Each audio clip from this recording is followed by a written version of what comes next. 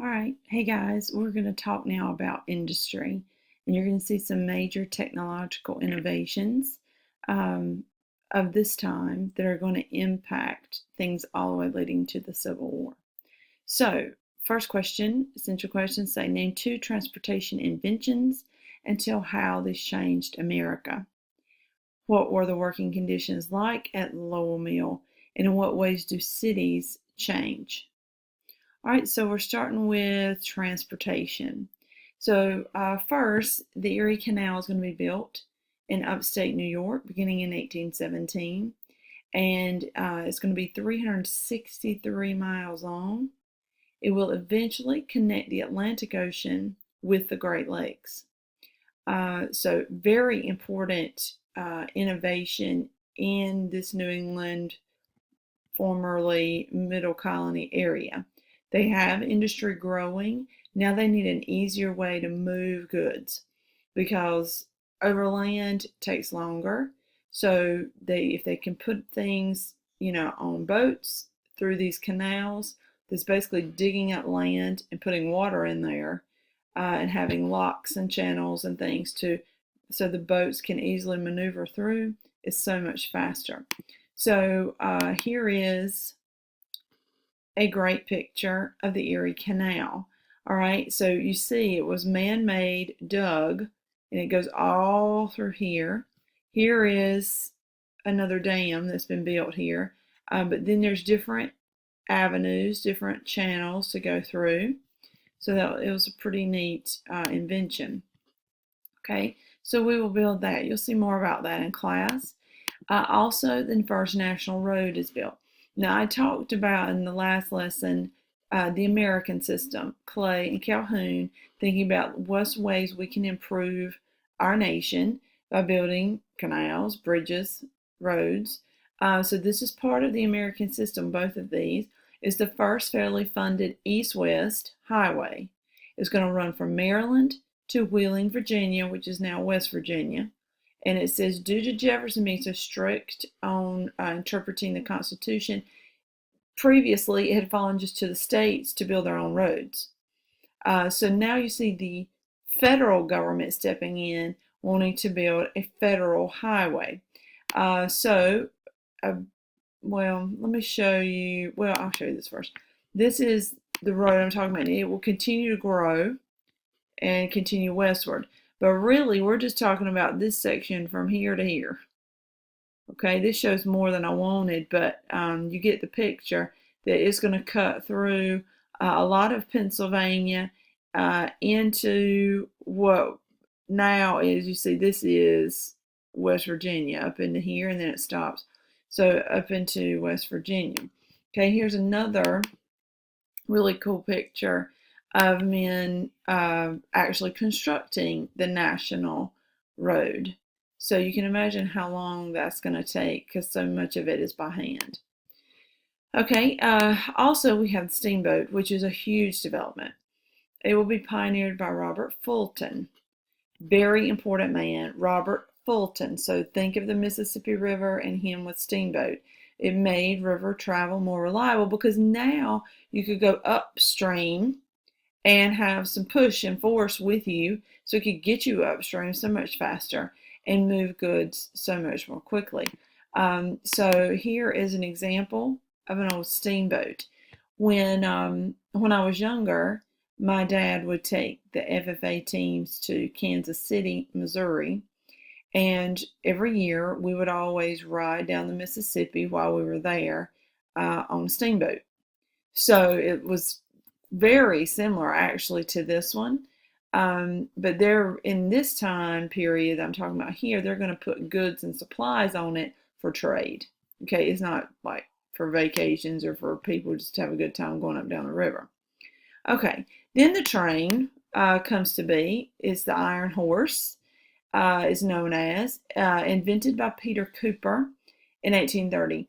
This one is going to carry us all the way into American 2. When you take American 2, whoever is your teacher will open that class with a discussion about the Transcontinental Railroad. So the train is going to have begun here in 1830 and will run all the way into the early 1900s with its impact. Okay, it will connect our country for years to come. I thought this was a really cool poster.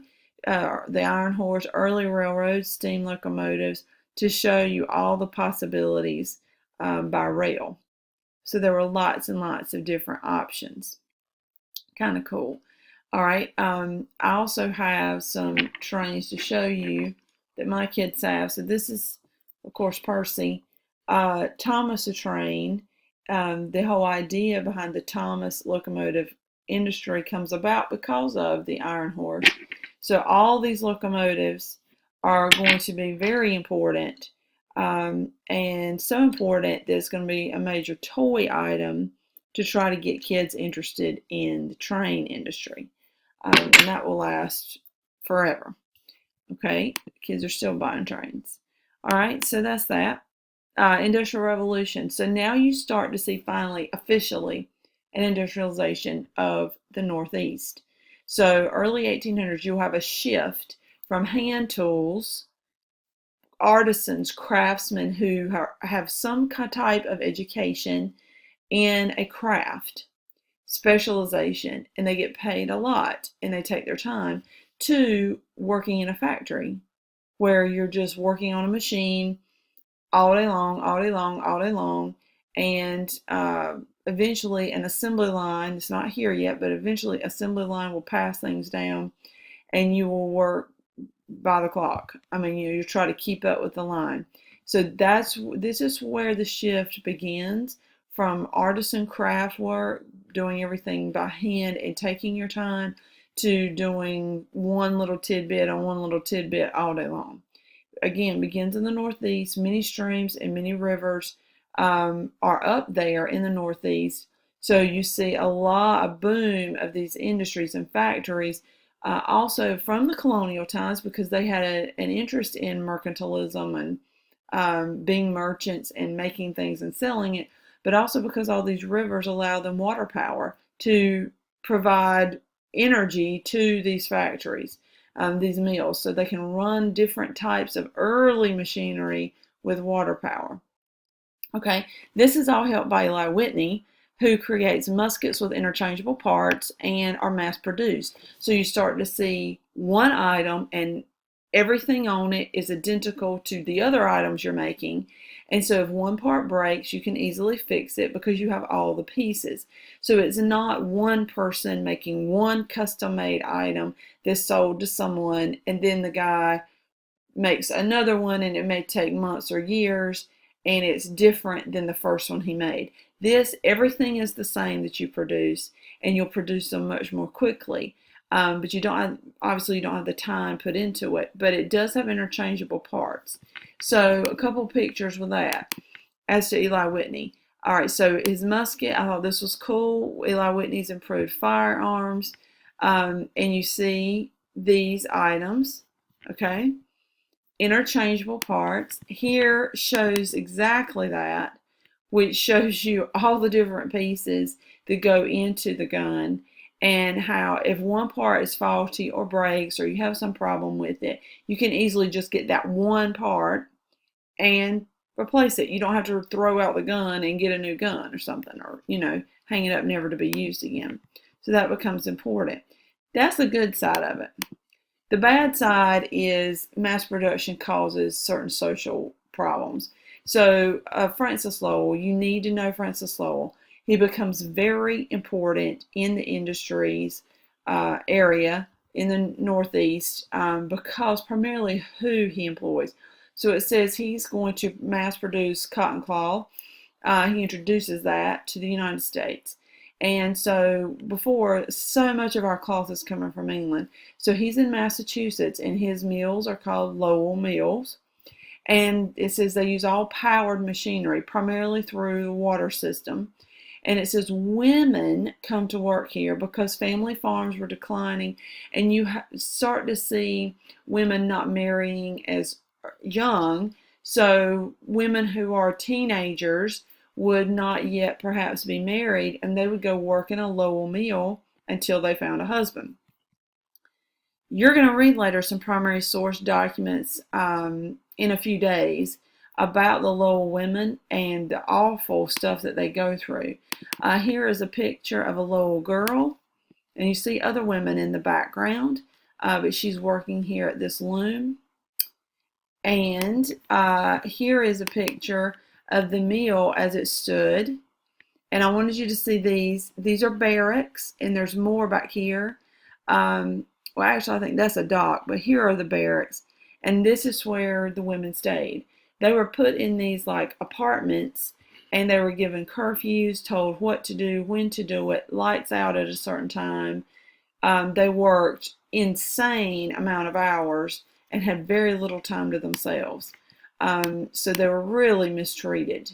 But the Lowell factory will employ many, many women, and they also have lots of health problems too from working there.